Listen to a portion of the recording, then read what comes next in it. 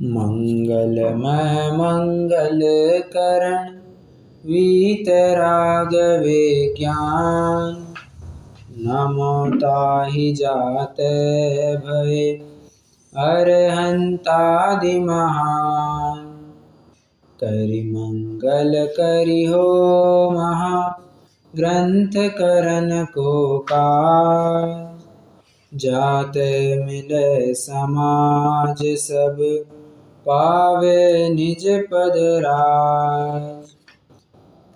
इस भव के सब दुख निके कारण मिथ्या भाव। तिनकी सत्ता नाश करी प्रगट मोक्ष उपाय। जीव अजीव तत्व संबंधी अयथार्थ श्रद्धा, यह प्रकरण हमारा मोक्ष मार्ग प्रकाशक के चौथे अधिकार के माध्यम से चल रहा है। मूल प्रकरण तो मिथ्या दर्शन, मिथ्या ज्ञान और मिथ्या चारित्र की जो प्रवृत्ति है उनका यहाँ पर निरूपण किया जा रहा है, जिसमें सर्वप्रथम मिथ्या दर्शन की प्रवृत्ति किस प्रकार होती है, उसका स्वरूप क्या है, उसकी प्रवृत्ति कैसी होती है, इन सब का जिक्र यहाँ से किया जा रहा है। कल हमने जीव और अजीव तत्व संबंधी जो अयथार्थ श्रद्धा ने, जो जीव अजीव तत्व संबंधी भूल अपन कहते हैं, उस बारे में कर्तृत्व और एक प्रकार से भोक्तृत्व की इतनी बात नहीं आई थी, परंतु कर्तृत्व की बात विशेष आई थी। उसके बारे में कल हमने खुलासा किया था, जहाँ पर मन, वचन और काय तीन स्तर पर पंडित जी साहब ने खुलासा किया था। और साथ ही साथ आप लेना चाहे तो इंद्रियों के माध्यम से भी बराबरी से उन्होंने बात की थी कि मैंने हाथ से स्पर्श किया, मैंने जीभ से स्वाद लिया, आदि आदि। मतलब इंद्रियों के माध्यम से भी ये स्वयं को कहीं ना कहीं पर में स्वयं को प्रवृत्त मानता है। मन के द्वारा, मन का विकल्प और ज्ञान दोनों को मिला करके कहते हैं कि मैं मन के द्वारा जानता हूँ, मैं मन के द्वारा सोचता विचारता हूँ। काय, वचन के द्वारा मैं बोलता हूँ, काय के द्वारा मैं हलन चलन आदि क्रिया करता हूँ। जबकि ये बात साफ साफ ख्याल में आती है यहाँ पर निमित्त नैमित्तिक संबंध का विशेष संबंध जानना, कर्ता कर्म संबंध यहाँ पर नहीं लगेगा। देखिए ना, कल हमने कुम्हार का उदाहरण लिया था। कुम्हार क्या करता है? घड़े बनाता है। कैसे? तो घड़े के बनने में निमित्त कौन है? पहले तो मुझे बताइए, उपादान कौन है? घड़े के बनने में उपादान कौन है? मिट्टी है, बराबर। अब उसको भी आप थोड़ा सा एनालाइज करना चाहे तो बहुत निकल सकता है, परंतु चलिए ठीक है, अभी इतना ही समझ लीजिए कि उपादान कारण मिट्टी है, ठीक है। निमित्त कौन है?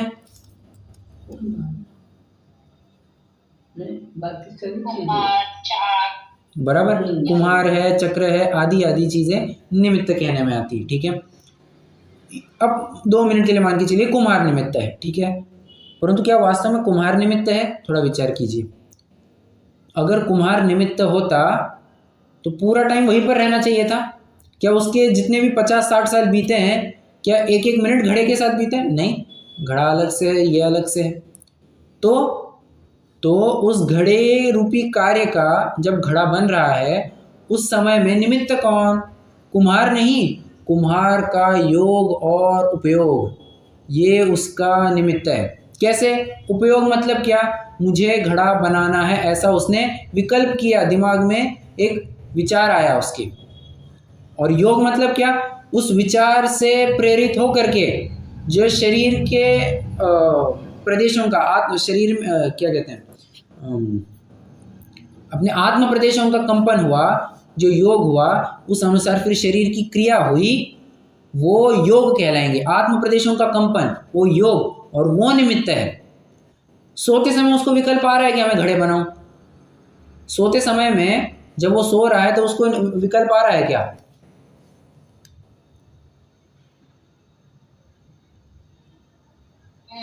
नहीं आ रहा है। तो कुम्हार को निमित्त नहीं कहा जाएगा।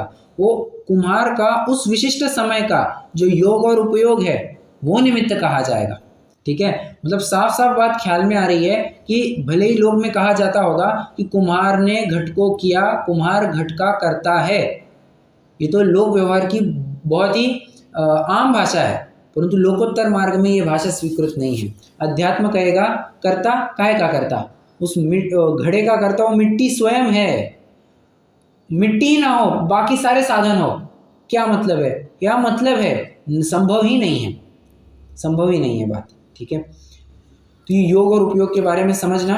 और कल मैंने एक दाखला भी दिया था, समयसार गाथा 100, आप उसके आप बता रहे हैं योग और उपयोग वो निश्चय से निमित्त है, ऐसा आप बता रहे हैं? कैसे बता रहे हैं? अध्यात्म में तो मिट्टी है, उपादान, तो आपको उपादान और अध्यात्म में निमित्त ये है क्या? योग और उपयोग। योग और उपयोग, राइट। ओके। तो वो जो आप व्यवहार की बात कर रहे हैं ना, वो तो बोलचाल की भाषा है, वो तो सामान्य बोलचाल की भाषा। भाई देखिए ना, कुम्हार ने घट को किया, ये तो एक प्रकार से समझिए पहले नए का विषय हो गया। पहला नए कौन सा?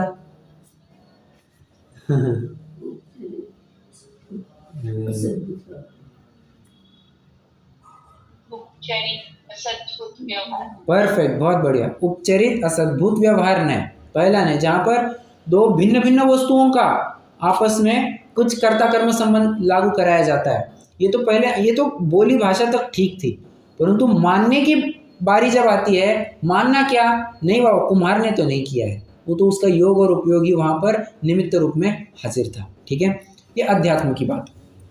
चलिए, अब यूँ समझिए, पंडित साहब फिर से 8 कर्मों की बात कहने जा रहे हैं। क्या कहा मैंने?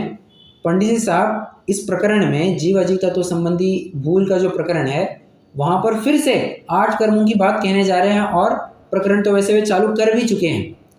ज्ञानावरण दर्शनावरण अंतराय की बात वे कह चुके हैं, नोटिस हुआ होगा नहीं हुआ होगा, परंतु मैं जानता हूँ आदि कह करके उन्होंने वो बात ले ली है। ज्ञानावरण दर्शनावरण और अंतराय को वहाँ पर शामिल कर लिया है। ठीक है, तो अब बचते क्या है? बचते 5 कर्म हैं, और कौन से? मोहनीय, वेदनीय, आयु, नाम और गोत्र, ये 5 कर्म बचते हैं। तो अब देखना 5 कर्मों के माध्यम से पंडित जी साहब कैसे खुलासा करते हैं, जिसमें मोहनीय में भी दर्शन मोह की बात नहीं कर रहे हैं। क्यों? चारित्र मोहनी की बात करेंगे, ऐसा क्यों?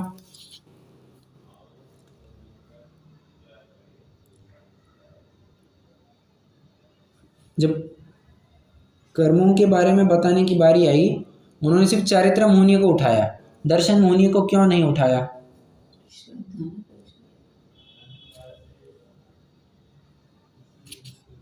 बड़ा ही सरल उत्तर है, बड़ा ही सरल उत्तर है।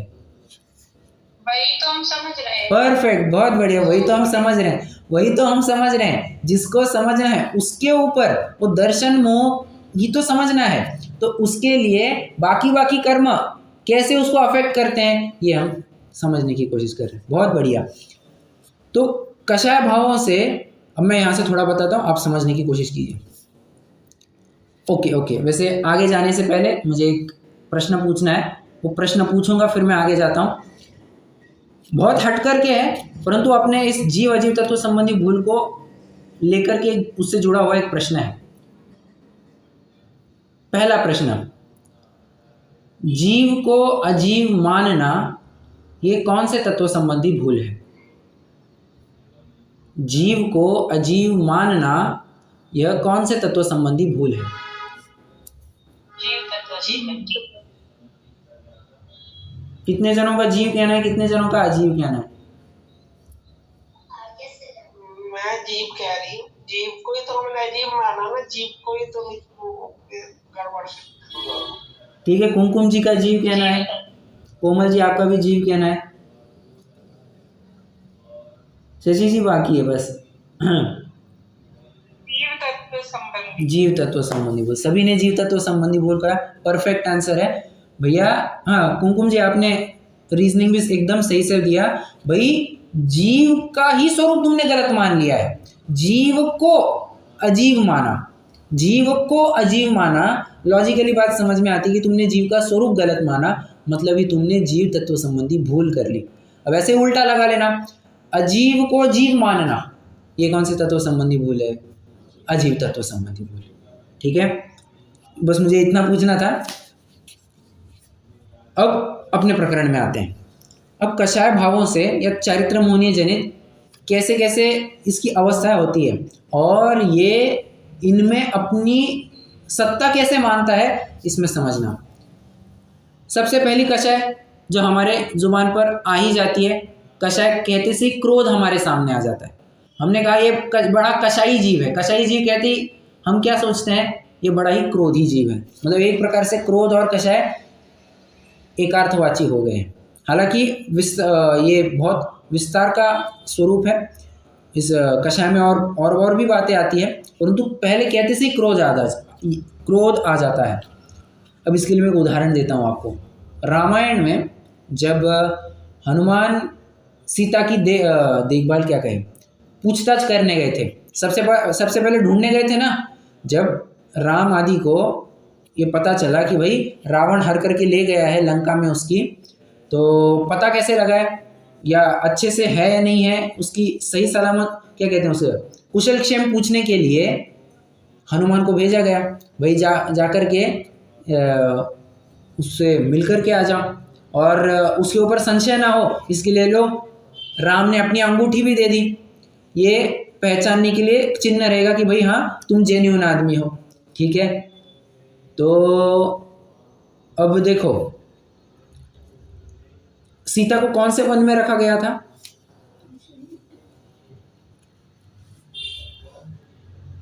कहाँ पर रखा गया था सीता को? अशोक वाटिका में। बहुत बढ़िया, अशोक वाटिका में रखा गया था। अशोक वाटिका के फूल कैसे होते हैं?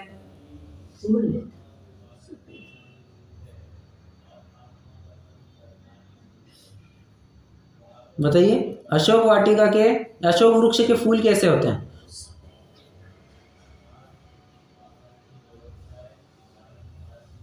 सफेद हुआ करते हैं। क्या क्या? इसमें तो शायद फूल नहीं होते, पत्ते ही पत्ते होते हैं। नहीं होते हैं ना, अशोक वृक्ष के फूल होते हैं, बिल्कुल होते हैं। तो अशोक वृक्ष के जो फूल होते हैं वो सफ़ेद कलर के होते हैं।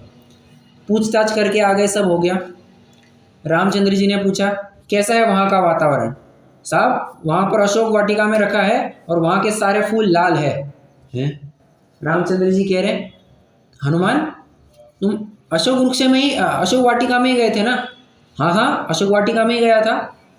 अरे अशोक वाटिका के फूल तो, अशोक वृक्ष के फूल तो सफ़ेद होते हैं, तुम्हें लाल कैसे दिखाई दिए? तब समझ में आया, मतलब वहाँ पर कल्पना ऐसी की है कि सीता की ऐसी हालत देख करके हनुमान की आंखों में खून उतर आया। अब खून उतर आया मतलब कि आंखें लाल लाल लाल लाल हो जाती है, नहीं हो जाती है वैसा। अब लाल हो जाती है तो सब कुछ लाल लाल दिखने लग गया उनको, ऐसा समझना। ठीक है, तो देखो जो बाहर में व्यक्त हो, कुछ ऐसी बात कर रहे हैं पंडित जी साहब, बाहर में किस किस प्रकार से व्यक्त होती है क्रियाएं। देखना, क्रोध की बात तो तुरंत ख्याल में आ जाती है, एकदम आंखें फड़फड़ा रहा है, जीभ फड़फड़ा रही है, पूरा शरीर कांपने लग गया है, फड़फड़ाने लग गया है, ये क्या है? ये क्रोध के चिन्ह है। और बहुत ताव से बात कर रहा है, या क्रोध का कुछ अतिरेक भी हो सकता है, कोई चाकू लेकर के मारने तक आ जाता है, किसी भी प्रकार का हो, तो क्रोध का अतिरेक तो तुरंत ख्याल में आ जाता है कि भाई ये क्रोध में है। मान में, माया में, लोभ में ऐसा विशेष ख्याल में नहीं आएगा। मान में कैसा? मान में भी चलो एक आध दफ़ा समझ में आ जाए कि कुछ बहुत ही घमंड की बात करने लग जाए, तुम कुछ भी नहीं, तुमको कुछ भी नहीं आता, तुम्हारा कुछ काम नहीं हो सकता, मुझे ही सब आता है और मेरे से बढ़कर कोई है क्या, ऐसा ये क्या है, ये थोड़े घमंड वाले वचन हो गए, तो ये भी थोड़ा ख्याल में आ सकता है। माया और लोभ तो काहे का पकड़ में आएगा, वो तो पकड़ना थोड़ा सा मुश्किल हो जाएगा, बराबर। तो क्रोध को आप जरूर समझ सकते हैं। तो क्रोध को लेकर के क्या होता है, उसके अनुसार लाल नेत्र हो जाते हैं, आंखें एकदम लाल लाल हो जाती है। ठीक है, और बताना। मान की अपन ने बात कर दी, माया नहीं होगा, लोभ नहीं होगा। अब जरा नो कषाया में आइए। नो कषाया में कैसा है? हास्य, हा हा हा हा हा, हंसने लग गया, तुरंत ख्याल में आ जाता है और ये हंस रहा है। रोने लग गया, शोक कर रहा है, वो भी ख्याल में आ जाता है। रति अरति आप कह सकते हैं, नहीं कह सकते? रति अरति आप नहीं कह सकते, क्यों? अच्छाई, हाँ, कोई वस्तु हमें अच्छी लग रही है, ये बताना पड़ेगा कि हमें वो वस्तु अच्छी लग रही है, बुरी लग रही है। जबकि शोक में क्या है, कोई आदमी रोना चालू हो गया तो तुरंत ख्याल में आता है कि ये शोक में डूबा हुआ है, ठीक है, उसको अलग से कुछ बताना नहीं पड़ता वैसा। अब देखो, हास्य आदि होने पर मुख आदि प्रफुल्लित हो जाते हैं। अब यहाँ पर पुरुष वेद की भी बात करते हैं।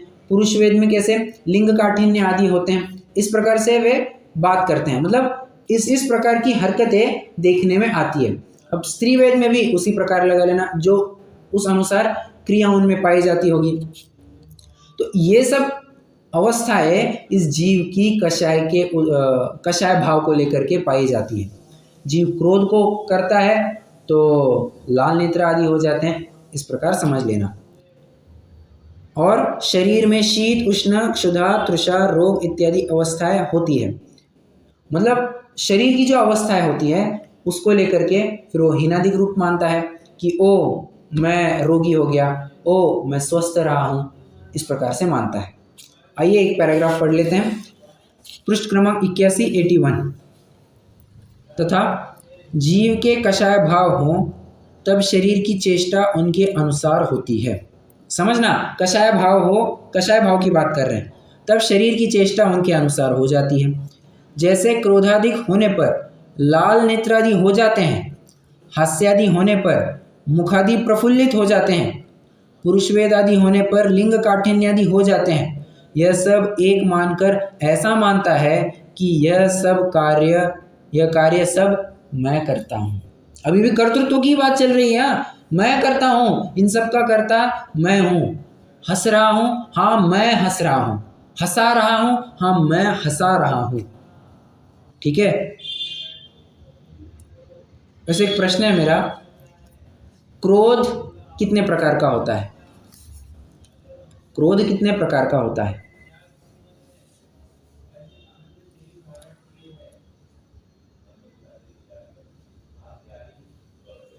क्रोध पूछ रहे हैं? क्या क्या? क्रोध हाँ यस। वो अनंतानुबंधी वगैरह नहीं, वो तो कषाय चौकड़ी हो गई, वो तो कषाय चौकड़ी हो गई। मैं आपको अच्छे से पूछूं तो क्रोध के अनेक अनेक रूप क्या है, अब ये मैं प्रश्न पूछना चाहता हूँ। नहीं, देखो चलो मैं बताता हूँ, आप समझना।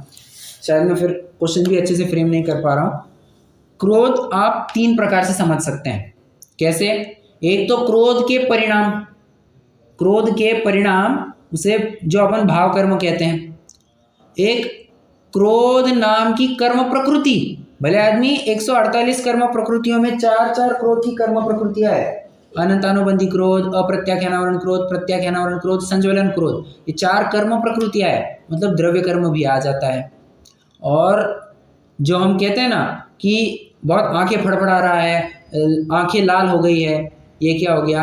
नो कर्म, मतलब द्रव्य कर्म, भाव कर्म, नो कर्म, तीनों स्तर पर आप क्रोध समझ सकते हैं।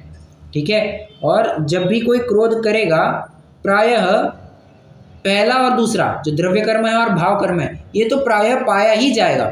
बाहर में वैसा व्यक्त हो ना हो, बाहर में वो व्यक्त हो ना हो वो अलग बात, परंतु जब भी कोई जीव क्रोध करेगा तो उसके पहले और दूसरे जो द्रव्य कर्म और भाव कर्म के स्तर पर क्रोध क्या कहा है हमने, वो तो पाया ही जाए। उदाहरण मैं आपको देता हूँ। मैंने वैसे इस बारे में बहुत विचार किया। मैं कुछ दिनों से मैं एक पॉइंट के ऊपर विचार कर रहा था, भाई ये जो अबॉर्शन कराते हैं ये क्या है? बहुत हंसते हंसते कराते हैं अबॉर्शन, परंतु क्या आपको नहीं लगता है बड़ी क्रूर परिणामों से, बड़े क्रोधी परिणामों से किया जाता होगा?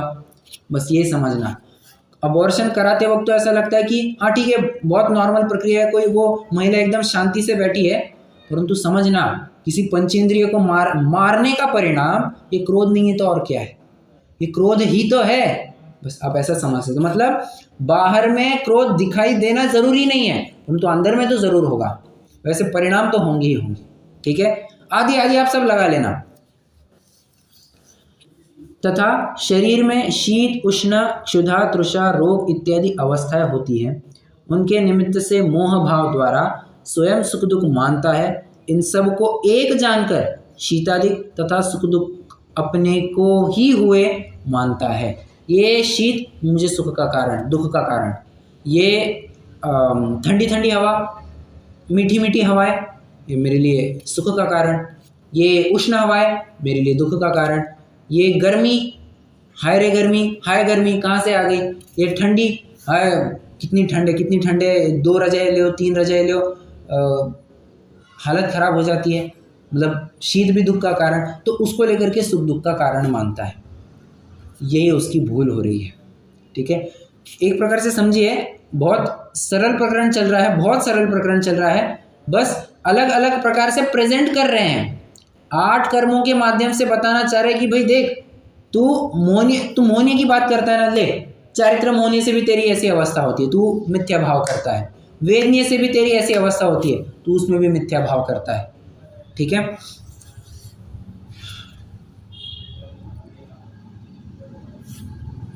चलिए आगे बढ़ते हैं। तथा शरीर के परमाणुओं का मिलना बिछुड़ना आदि होने से अथवा उनकी अवस्था पलटने से या शरीर स्कंद के खंड आदि होने से स्थूल कृशादिक, बाल वृद्धादिक अथवा अंगहीनादिक होते हैं और उनके अनुसार अपने प्रदेशों का संकोच विस्तार होता है। यह सबको एक मानकर मैं स्थूल हूँ, मैं कृश हूँ, मैं बालक हूँ, मैं वृद्ध हूँ, मेरे इन अंगों का भंग हुआ इत्यादि रूप मानता है। प्रश्न है मेरा, यहाँ पर कौन से 2 कर्मों की बात की है उन्होंने? अब उपयोग देंगे तो ही आप उत्तर दे पाएंगे। यहाँ पर कौन से 2 कर्मों की बात की है? नहीं, 8 कर्मों में से पूछ रहा हूँ मैं, 8 कर्मों में से पूछ रहा हूँ। बराबर, नाम कर्म एक आ जाएगा, करेक्ट। और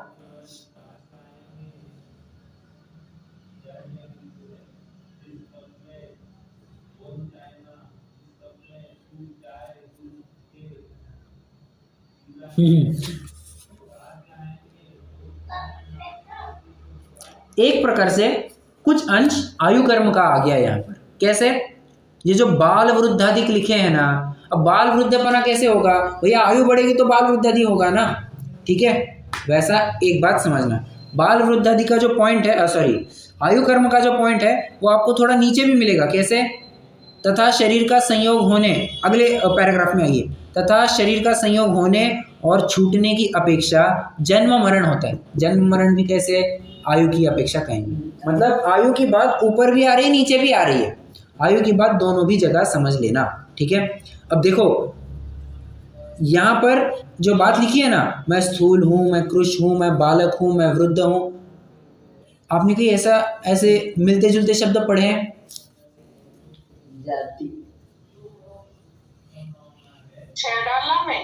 पंक्ति बता पाएंगे? पहला उत्तर तो बिल्कुल सही है, 6 डाला में पड़ा है।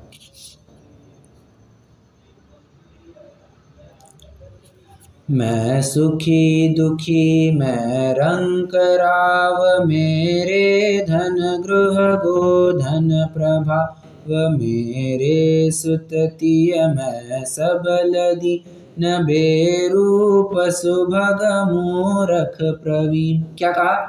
मेरे सुततिय, छोड़ दीजिए 2 मिनट, मैं सबल दीन, बेरूप सुभग मूरख प्रवीण। अब यहां पर शब्द जरा ढूंढना, स्थूल कृश। कृश मतलब क्या? दुबला पतला। स्थूल मतलब क्या? मोटा। ठीक है, अब कहाँ 6 डाला में क्या बातें आ गई? सबल दीन, सबल दीन इस प्रकार समझिए। और आगे क्या था? मैं भूल गया है। सब बेरूप सुभग मूर्ख प्रवीण। अब मूर्ख प्रवीण की कैसी बात आ गई? ये तो ज्ञानावरण में कवर हो गया। मूर्खता और प्रवीणता ये ज्ञानावरण में कवर हो जाती है। ठीक है, अब यहाँ पर मैं कृश हूँ, मैं बालक हूँ, मैं वृद्ध हूँ, ये 6 डाला से यहाँ पर मेल खा जाती है। ठीक है, चलिए कहना क्या चाहते हैं, परंतु कंक्लूजन क्या है? अपन ने सब पढ़ तो लिया, इसमें इस पैराग्राफ का कंक्लूजन क्या है, कोई बताएगा? पंडित जी साहब क्या कहना चाहते हैं?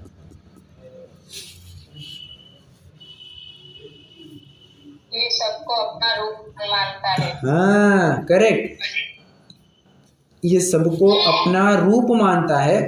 अपना रूप मानता है मतलब ये मैं हूँ, मैं इनका हूँ, ये मेरे हैं, और क्या है, ऐसा लगा रहना। मतलब एकत्व, ममत्व, कर्तृत्व, भोक्तृत्व, चारों प्रकार की बुद्धियाँ यहाँ लगा देता है, चारों प्रकार की। और कर्तृत्व इस तरह का कि फिर किसी भी हद तक वो जाने को तैयार हो जाता है, किसी भी हद तक। अब कुछ टाइम पहले भी अपनी चर्चा अवश्य ही हो चुकी है, बट आपको थोड़ा सा आइडिया दिला दूं कि यहाँ पर क्या बात कहना चाह रहे हैं। नाम कर्म में तो बात आप आंख मीच करके लगा सकते हैं। क्या? देखो, तुम्हारा सुंदर दिखना न दिखना ये बराबर आहार वर्गणा ग्रहण करता है। शरीर जैसे आहार वर्गणा ग्रहण करेगा वैसे तुम सुंदर दिखोगे, असुंदर दिखोगे। तुम मोटे पतले कैसे होगे, तुम्हारे आहार वर्गणा तुम जैसे ग्रहण करोगे वैसे होगे। अरे देखो ना, कितने भी जन तो ऐसे होते हैं कुछ नहीं खाते, मोटे के मोटे और मोटे होते जाते हैं, कुछ नहीं, कुछ मतलब कुछ भी नहीं खाते। और कुछ लोग होते हैं अरे दुगना तिगुना खा लेते हैं, वैसे दुबले के दुबले होते हैं। मुझे तो घर में यही उलाहना मिलती, तू इतना खाता है तो मोटा क्यों नहीं होता, मोटा क्यों नहीं, तो तू इतना दुबला पतला है, दुबला पतला है। हाँ, तो ऐसे ही कहते हैं। और कोई है क्या, खाते नहीं है पर और मोटे होते जाते हैं, खाते बहुत कम है और मोटे होते जाते हैं। अब ऐसे में क्या समझना, ऐसे में क्या समझना, मतलब तुम्हारा मोटा होना नहीं होना तुम्हारे खाने ना खाने से कुछ भी संबंध नहीं रखता। तुम जो ये पुरुषार्थ, अरे आजकल तो क्या करें, पागल है ये दुनिया। मतलब मोटा है तो वेट लॉस कैसे करना, और दुबला है तो वेट गेन कैसे करना। हर एक की गोलियां मिलती है, वेट लॉस करने की भी गोली मिलती है और वेट गेन करने की भी गोली मिलती है। और न जाने उसके कितने कितने ऑपरेशन करते हैं, लाखों के ऑपरेशन कर करा के मानता है कि मैं मोटा हो गया और मैं दुबला हो गया। और ऐड तो ऐसी ज़बरदस्त दिखाते हैं ना, मतलब समझना।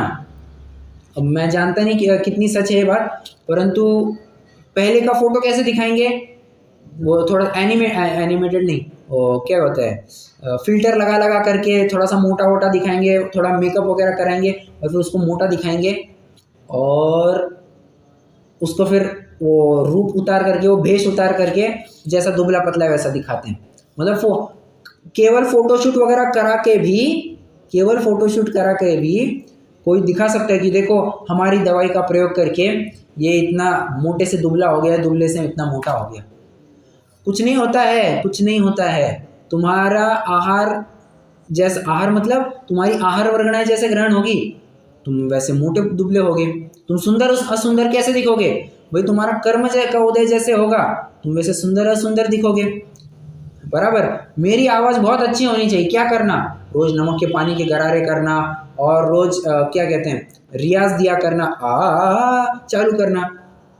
ये सब क्या है, आदमी इतने प्रयास करता है परंतु कितनी तो भी बातें हैं जो सहजता में पाई जाती। देखिए ना, प्रश्न है मेरा, कोयल कौन से नमक के पानी के गरारे करती हैं? नेचुरल उसका गुण। बताइए ना जरा, कोयल कौन से नमक के पानी के गरारे करती है? हाँ, टाटा नमक या सेंधा नमक?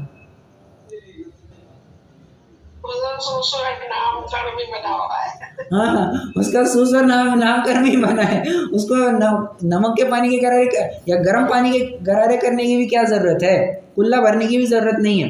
वो तो कौवा का सो देत है, कोयल का सो ले। कोयल किससे क्या लेती है, कुछ भी तो नहीं लेती है, परंतु अपने मधुर वचन ही से जगह अपना कर लेते। हालांकि वो अलग बात हो गई, मैं कहना ये चाहता हूँ कोयल ने कुछ भी नहीं किया फिर भी उसकी आवाज़ बहुत मधुर लगती है।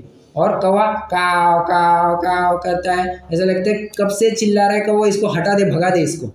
होता है नहीं होता है, मतलब अच्छा बुरा अब क्या कहे, ये तुम्हारा जैसे कर्म का उदय होगा वैसे होना होगा।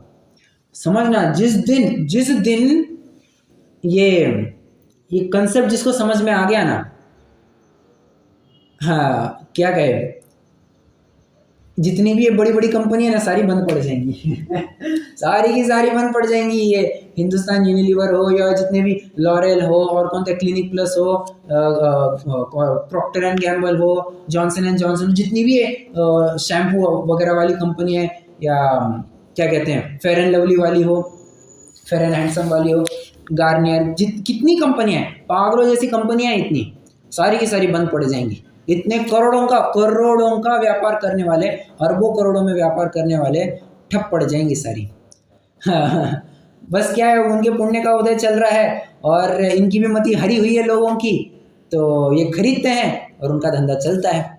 जिस दिन समझ में आ गया सारे धंधे ठप पड़ जाएंगे हाँ, तो क्या करना है, ठप गिराने या नहीं गिराने, भाई वो उनके पुण्य का उदय देखेगा ना, उसके लिए हम अपना समय क्यों बर्बाद करें, ये नहीं होना चाहिए।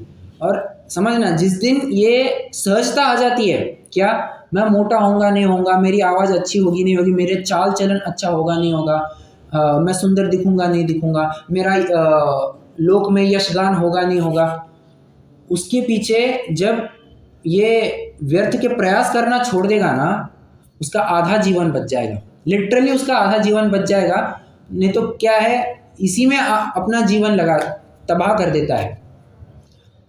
कैसे, सुबह उठने से लेकर के नहाने के लिए घंटों लगाता है, कुछ लोग होते हैं नहाने के लिए घंटों लगा देते हैं, 1-1 घंटा लगाते हैं, और क्या करते हैं, शावर के नीचे बैठ जाते हैं, बाल्टी का 3-3 4-4 बाल्टी पानी उंडेल देते हैं, और फिर साबुन लगा के रगड़ करके ब्रश लेकर घिस करके नहाते हैं। परंतु उनको अशुचि भावना का भी तो स्वरूप समझ में आना चाहिए।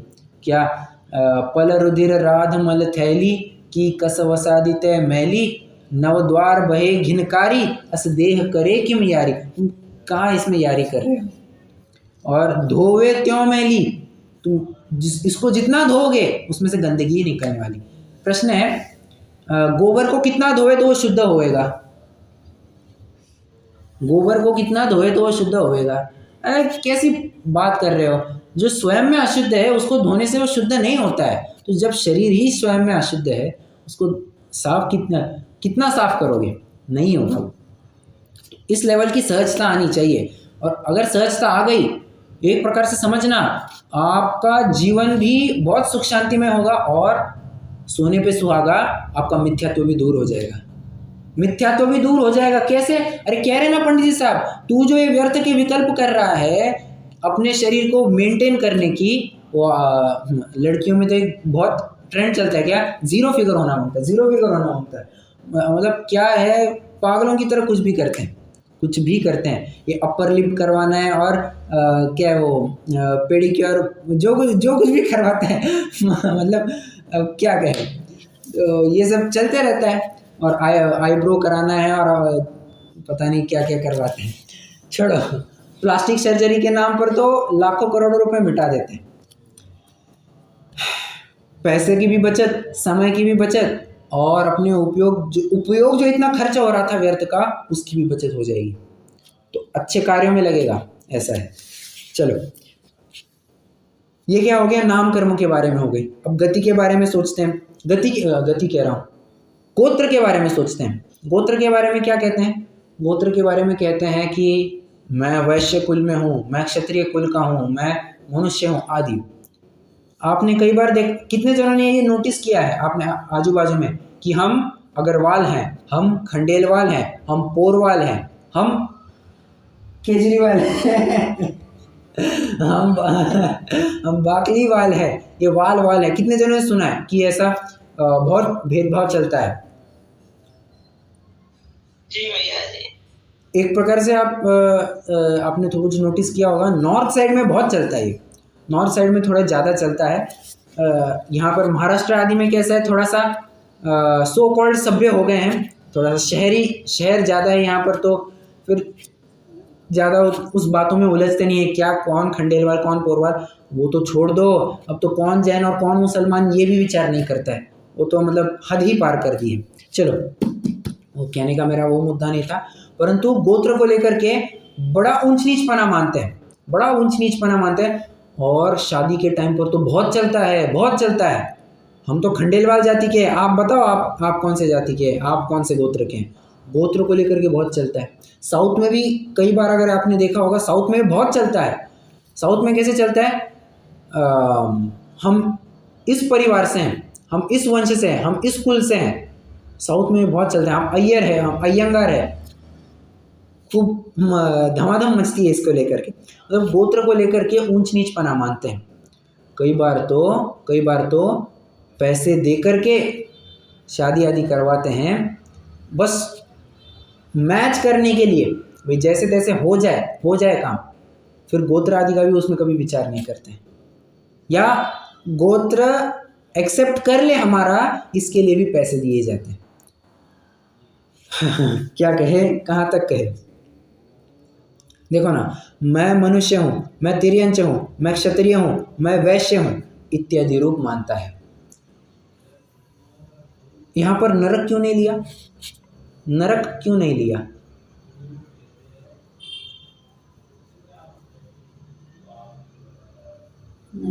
तो जाति नरक स्वर्ग का दिया है।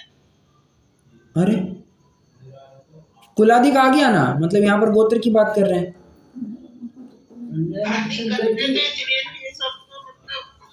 तिरंगे जो पाए जाते हैं यहाँ मध्य में, इसमें क्या ना नरक स्वर्ग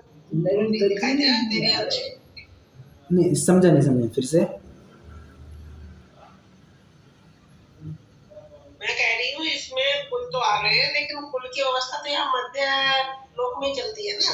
ओके, वो ऊपर आयु कर्म में लिखा है ना, तथा शरीर की अपेक्षा गति कुल आदि होते हैं, तो वो गति में वो नरक वगैरह भी आ गए ना।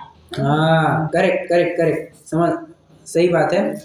देखो वो जरूरी नहीं है कि ये, हाँ वैसे एक बात आप कहे तो कुल आदि का जो विभाजन है वो मनुष्यों की अपेक्षा विशेष रूप किया जाता है, परंतु गोत्र कर्म जो कहते हैं, गोत्र कर्म का उदय वो तो चारों गतियों के जीवों में होता है, चारों गति के जीवों में होता है भाई। देव और मनुष्य ये प्राय उच्च गोत्रीय माने जाते हैं, और नरक और तिर्यंच ये नीच गोत्रीय माने जाते हैं, ठीक है। फिर मनुष्य में और भेद प्रभेद करते हैं, भाई तू इतना हल्का काम करता है, तू नीच गोत्र है, फिर बाद में भेद प्रभेद होते हैं। परंतु प्रायः अगर बात करें तो मनुष्य और देवी उच्च गोत्र में आते हैं, ठीक है। तो क्या मानता है, मैं मनुष्य हूँ, स्वयं को क्या मानता है, मैं मनुष्य हूँ। पर्याय वाला दिख रहा है, कौन सी पर्याय, परसों ही चर्चा की थी अपन ने, कौन सी पर्याय है, मैं मनुष्य हूँ ऐसा मानना। कौन से पर्याय की बात कर रहा है?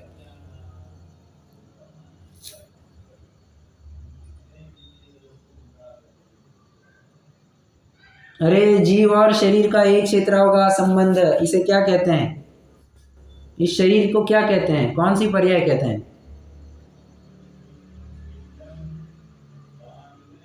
अरे परसों तो हुई थी चर्चा। हाँ करेक्ट, बहुत बढ़िया। असमान जाति द्रव्य पर्याय, असमान जाति द्रव्य पर्याय की बात कह रहे हैं। कुल मिलाकर के एक बात तो समझ लेनी ही चाहिए, जब तक ये जीव पर्याय मूड रहेगा ना, कि एक विशिष्ट पर्याय मेरी,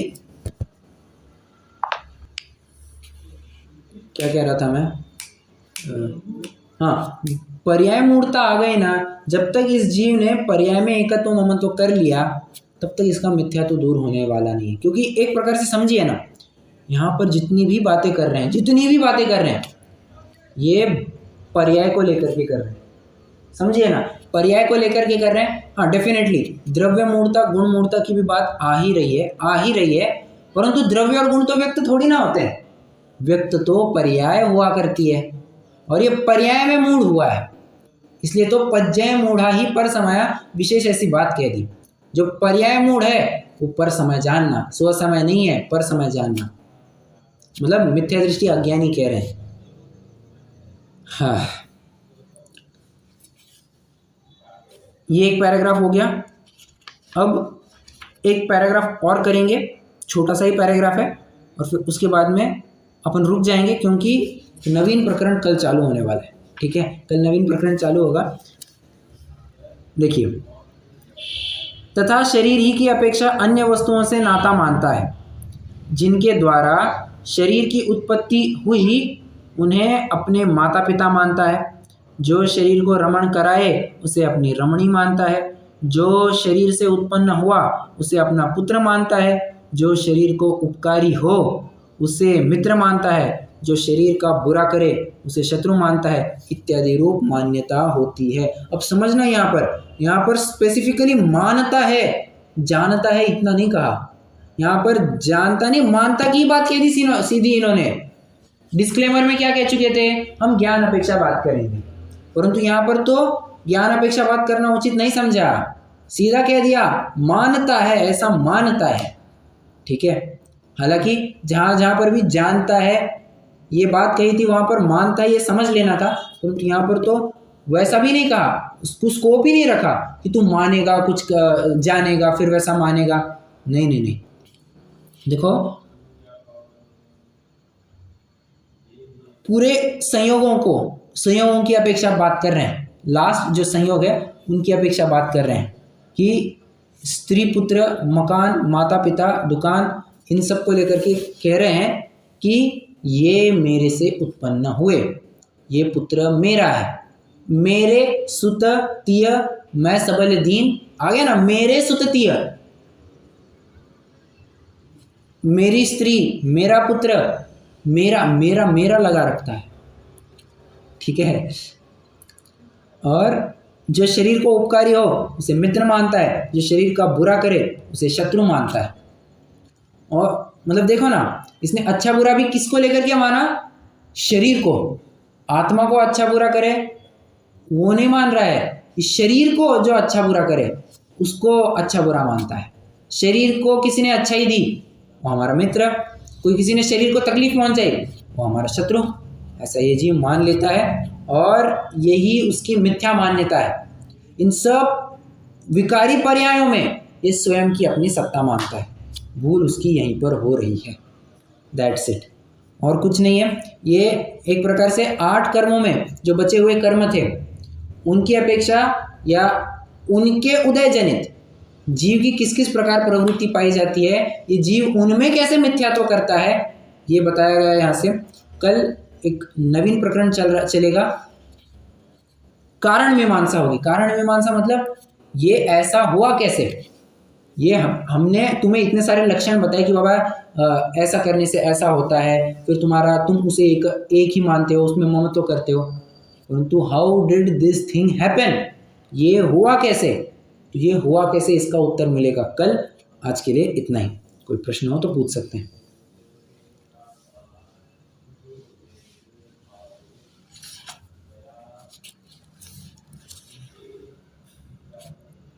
नहीं, चलिए जिनवाणी सूती।